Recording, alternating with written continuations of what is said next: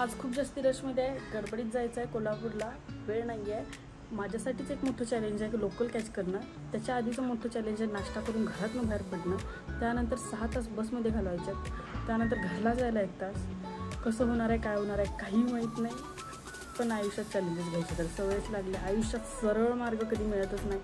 बघूया आता किती वेळात पोचतोय, किती वेळात काय काय करतोय. घरातून किती पण लवकर बाहेर पडा, आम्हाला वाटेत ट्रॅफिक आणि गर्दी ही मिळणारच.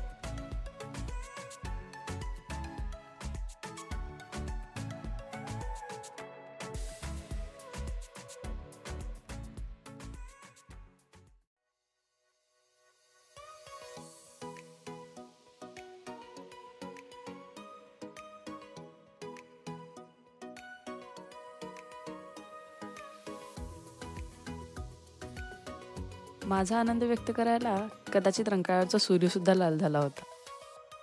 माझ्या गालावरची लाली कमी होती म्हणून हा सुद्धा ब्लश करत होता. 1 तासाचा लोकलचा प्रवास, 6 तासांचा बसचा प्रवास, हा घडल्यानंतर शरीर कधी एकदा अंग टाकून आडवं पडेल असं होत असतं. पण ज्या वेळेला आपल्या आवडत्या व्यक्तींना, आपल्या कम्फर्ट झोनमधल्या व्यक्तींना भेटतो ना, त्याचा आनंदच वेगळा असतो. 3 days later. Good morning. आज 3 दिवसांच्या कोल्हापूरच्या सुट्टीनंतर बॅक टू द वर्कआउट. आणि मस्तपैकी पावसाचं वातावरण चालू झालं. आणखीन काय हवं आहे.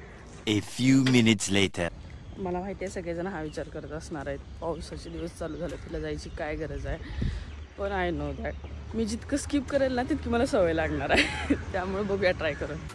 If you are struggling, you deserve to make self-care a priority.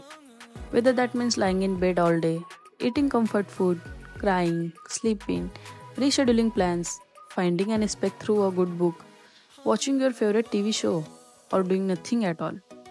Give yourself permission to put your healing first. Quiet the voice telling you to do more and be more. And today, whatever you do, let it be enough. कॉफीचा आवाज येतो ना, किती छान वाटते ना. दिवसभराची थकान निघून जाण्यासाठी एक कॉफी पुरेशी आहे.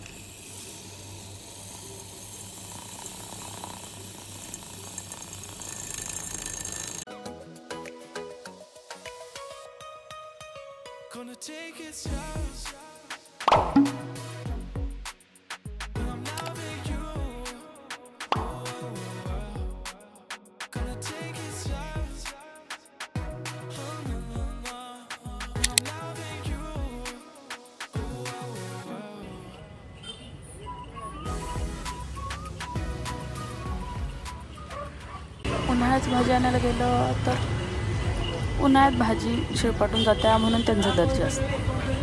पावसाळ्याचं काय तर पाऊस जास्ती झाला म्हणून भाज्यांची दर जास्त. घरात कडधान्य खाऊन कंटाळा आलेला म्हणून भाजी आणायला आलेलो. पण ह्या भाज्यांचे दर ऐकून ना कडधान्यच बरी बाबा आपल्याला.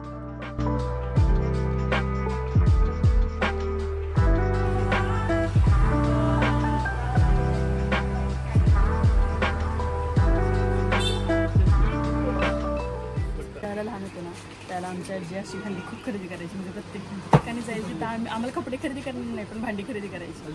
आणि त्याला म्हणायची आता आम्ही घेऊन ठेवतोय मी, तुम्ही नंतर बक्षीला, नाहीतर नंतर तुम्ही काय करणार आहे, माझी केस गेली तुम्हाला सगळं करून करून म्हणायची. A few moments later. माझा आधार नंबर लिहितो अजून काय झालं. किती करायचं सगळं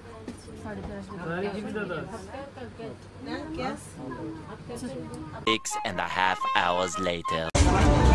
स्कूलला जायची त्यावेळेला जर आमच्या आईवडिलांनी एवढ्या खरेदीसाठी आम्हाला घेऊन आले असते ना तर PhD झाली असते माझी.